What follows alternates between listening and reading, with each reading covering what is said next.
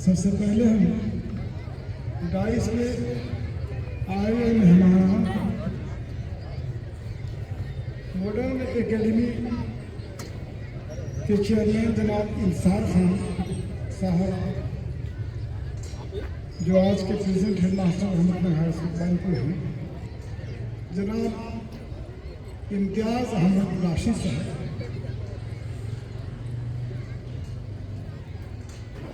मोहतरमा शाहीन, जो इस मॉडर्न नेशनल एकेडमी के डायरेक्टर की हैसियत से है। इन लोगों के आपस के बातों के नतीजे में कई वर्ष पहले, साल याद नहीं हमको, इसकी बुनियाद रखी गई और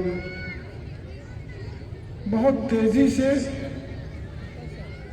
ये तरक्की की राह पे गामज़न है। और बेशक काबिल सताइश है,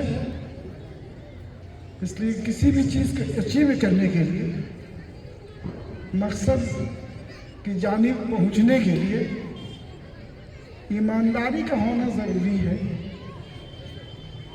अगर मेहनत लगन के साथ, जज्बे के साथ, जुनूनी कैफियत हो तो इंशाअल्लाह ताला अल्लाह ताला उसे कबूल फरमाता है। और ये मॉडर्न एकेडमी स्कूल पश्चिम बर्धमान ज़िला का आने वाला कल का एक पहला स्कूल बनेगा। हमने फ़ोन पे जनाब इम्तियाज़ साहब को चंद बातें पहले भी कहा था, रात में भी कहा, हमने एक स्कूल का रेफरेंस दिया, हमको उनके बारे में जानिए। असल समाज में काम करने वालों की कमी बहुत है। वक्त ईमानदारी से देना कोई चाहता नहीं है, तो इंसाफ की उम्मीद कैसे करें। लेकिन हम इतना जानते हैं, इम्तियाज़ साहब को 2 दिन नहीं देखा हमने, उनके साथ जहाँ तक याददाश्त मेरा काम करता है, 84 के इंड या 85 की शुरुआत से हम करीब रहे हैं उनके। और हमारी एक टीम थी, तो अहमदनगर हाई स्कूल में जब सकाफती प्रोग्राम का कोई वजूद भी नहीं था, कल्चरल प्रोग्राम का कोई वजूद भी नहीं था, तो इम्तियाज़ साहब से हमने कहा कि ये विंग आप संभालिए।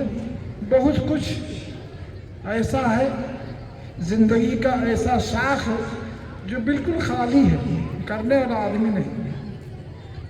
तीनों ने ऑनेस्टी के साथ उस काम को संभाला था। अगर नहीं पता कि किस हाल में विंग है, लेकिन गाहे बागा है, खबर तो मिलती ही रहती है।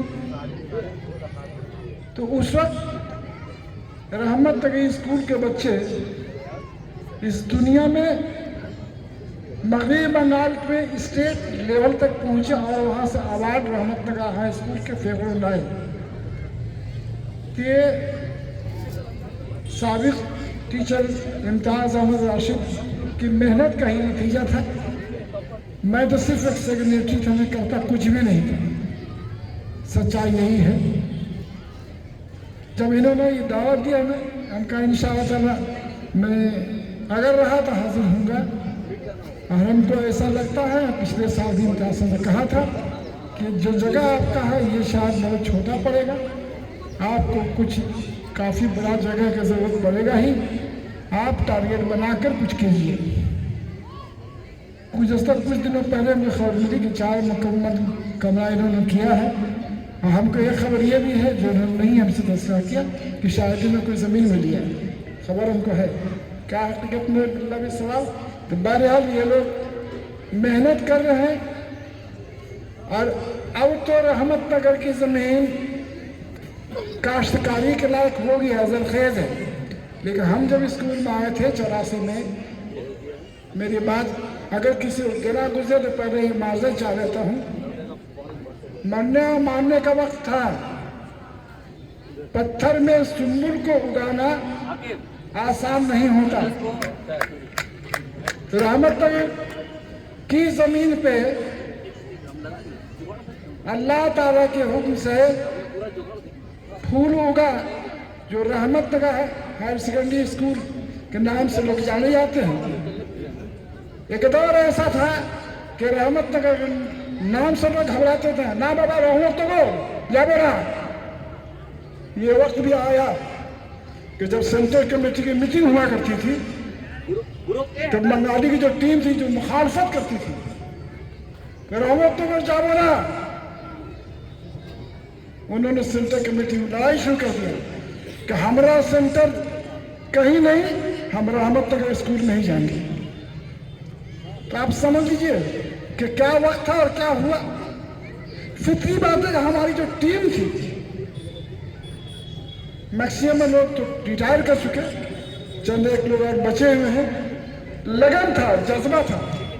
हम लोग नौकरी नहीं करते थे, हम लोग का मिशन था। तो इसी मिशन के हम कामयाबी तक पहुंचा। मैं दुआ करूंगा कि डायरेक्टर शाहीना साहबा मोहतरमा और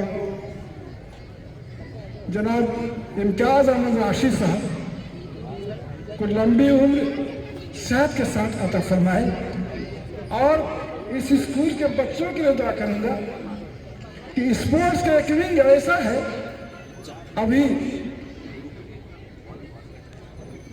आए हुए मेहमान ने माइक पे कहा कि स्पोर्ट्स से बहुत कुछ मिलता है। सच है कि स्पोर्ट्स अगर नहीं है तो जिंदगी नहीं है। लेकिन इस मुल्क में जो स्पोर्ट्स के साथ एक खिलवाड़ सेंट्रल गवर्नमेंट से स्टेट लेवल तक जो हो रहा है ये कोई ढका छुपा नहीं, सबको पता। लेकिन अपने तई हम अपने साथ ईमानदारी और बेदारी करेंगे। लेकिन अभी का वक्त सोशल मीडिया का वक्त है। एक वक्त था जो प्रिंट मीडिया में आता कुछ था, उसके बाद इलेक्ट्रॉनिक मीडिया आया, देखा गया उसमें कुछ से कुछ हुआ। और इलेक्ट्रॉनिक मीडिया में भी जब फेक बातें आने लगी तो कभी कभी ऐसा भी लगेगा कि अरे साहब हम तो ये थे ही नहीं, हमने कभी कहा ही नहीं। आप देखिए इलेक्ट्रॉनिक मीडिया में आपकी लंबी चौड़ी तकलीफ क्या से क्या। तो पूरा दुनिया इसी के चक्कर में फंसा होगा भार में। लेकिन ऑनेस्टी जहां रहेगा तरक्की वही करेगी। बस इतनी सी बात कह के मैं मॉडर्न नेशनल एकेडमी के तमाम अराकीन, चेयरमैन, डायरेक्टर और गार्जियन हज़रात, आए मेहमान सबका शुक्रिया अदा करते हुए, खुसूसी तौर से इस एकेडमी के ऑर्गेनाइजर का शुक्रिया अदा करते हुए कि हमें चंद मिनटों का मौका दिया आपसे मुखातिब होने के लिए।